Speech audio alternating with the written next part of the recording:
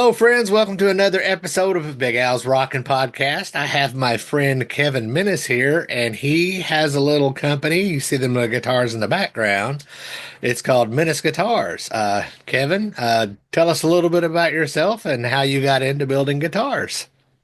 My name's Kevin. I'm born and raised in Princeton, Indiana. Um, yeah, guitars. Let's see here. Started back in high school. Luckily, I had a shop teacher that was willing to let me try some stuff, and it's one of those things that kind of stuck, and here we are today. So, trying to think here how exactly it started was my great great grandfather was what I consider a professional luthier. Um, the violin sitting back here, he actually handmade for my great grandmother for her birthday.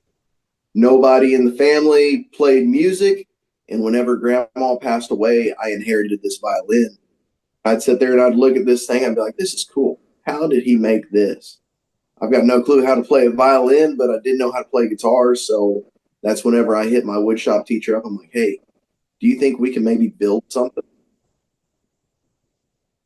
And how long ago was that? Ooh, let's see here. 2005 was the first year that we attempted to make some sawdust and end up building a guitar.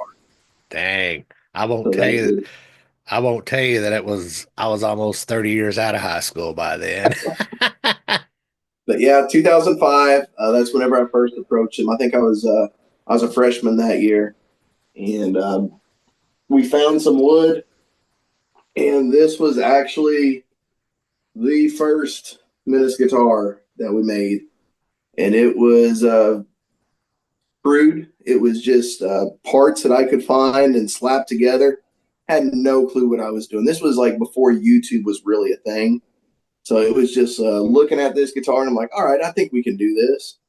And looking back now, there's so many things that I just cringe on this guitar, but at the same time, it's kind of a neat piece of history just hang on to and look back at. Well, see, this is what you tell people. This is the prototype. Yeah, yeah, yeah. Yeah, we like I said, a lot of lessons learned here, and who am I to kid? I'm still learning lessons every single day. That's one thing I don't think you ever learn at all. You just figure out a little bit more each time. Yeah. Do you special in any specific kind of guitar, like, or I should say style, not specific kind, like a Strat or a Telecaster or a Les Paul or anything? Everything I'm doing right now is bolt on necks. I haven't got into anything set neck or neck through like that. So yeah, a lot of your Fender style guitars, Tellys, Strats, Jazz Casters. I've actually done a couple. Let's see here, sort of like a Gibson Firebird style, but with bolt-on necks. And then I like mashing some things up. Oh, trying to do like a hybrid of sorts. I got you. So I've got a two-part question for you. All right. Who are your musical influences, and did those influences affect your approach to building guitars? Okay. So here's the deal. I think your influences they sort of change over the years. You know, the people that I was listening to back in 2005 maybe aren't the same people today, but there is one person that like has been there throughout the test of time, and that is Van Halen. So I'm nowhere near a good guitar player to even pull off any Van Halen. But the cool thing I liked about him was the fact he was tearing into guitars and creating his own stuff. I think that's what really drove me towards him. I remember like being back in the fifth grade and taking apart my Stratocaster and painting stripes on it and putting different humbuckers in there just because I wanted to be like Eddie. So Very cool. I think that definitely played a role in me picking up building. Um, as time went on, another artist that always stood out to me was Christian artist Stephen Curtis Chapman. So I grew up in a very Christian home. So Stephen Curtis Chapman was like the closest thing to rock guitar at that point in time, whenever I was at mom's house that I could listen to. And he always played a butterscotch blonde Telecaster. And for my graduation, that's what I ended up going and buying with the money I got was butterscotch blonde Telly, so I could be like Steve. Very cool.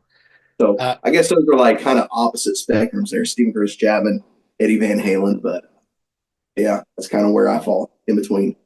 I think you learn a little something from everybody that you pay attention to. Absolutely. So when you started I'm gonna stutter here now.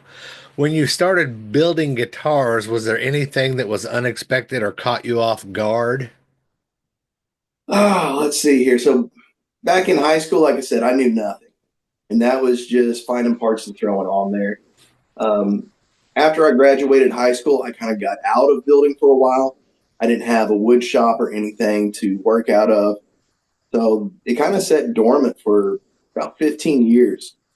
Whenever COVID hit in 2020, a lot of us guys that were out playing music every single weekend found ourselves at home with time on our hands. Like, hey, what do we do now? And that's actually whenever I picked Menace back up in 2020. And I think the thing that I learned at that point in time was it really doesn't take that much to get into it. Everyone thinks you have to have a fancy shop and the highest grade tools. I got on Marketplace, I found a $50 bandsaw, found a cheap router, and got started from there.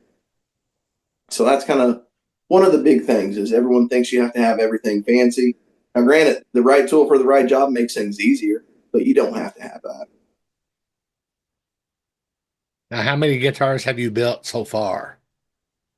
Okay, so that's kind of a trick question right there because I start a lot of stuff and then it just sort of gets put to the wayside. I have a bad problem with starting like a personal project or a demo guitar, and then I'll have a customer come through. So my demo and my projects kind of get pushed to the side. And then by the time I get back to it, I've learned how to do something better. So I look at that, I'm like, man, that's junk now. But as far as complete builds, the blue bass that I just posted a couple days ago, that was the number 40. Nice. So, walk us a little bit through the build process. How long does when from start to finish? About how long does it take to build a guitar? Again, kind of another trick question. So this isn't my full time job. I've got a 9 to 5, and then I've got two kids that are very busy in sports, marching band, and all that stuff. So my shop time is kind of limited, and I'm honestly the worst at putting a time tracker on things. Whenever I do quote a build, I quote people roughly 3 months just because I don't know what all I'm going to have come up between there and how much time I actually get in the shop. I honestly think if I had, just a solid week where I could spend my time out there, we could knock one out. Right on. Do you have you been to or do you plan to do any industry trade shows such as NAM? Dude, I would love to go just to be able to go. I see everyone post the pictures. I think it'd be awesome. Um, Even some of like the local guitar shows. I know the Indiana Guitar Show is coming up here soon. Amigo Guitar Show just happened down in Nashville a couple weeks ago. I'd love to get a chance to go to those, but as far as like actually setting up a booth or something like that, it's not something that I'm looking to do. Honestly, right now, I keep as busy as I can be with the lifestyle that we live. Yeah, having kids and hauling them around the different sports and stuff, it definitely Right. it's a time eater. It is. But It's a good time eater though. absolutely. I tell you what, my daughter got into marching band last year, and I never realized how much time those kids put in. But it's awesome watching them find their things. And cool little side moment from that. My daughter came to me just a couple weeks ago and said, "Hey, Dad, uh, the bass player in our pet band graduates next year. He's a senior."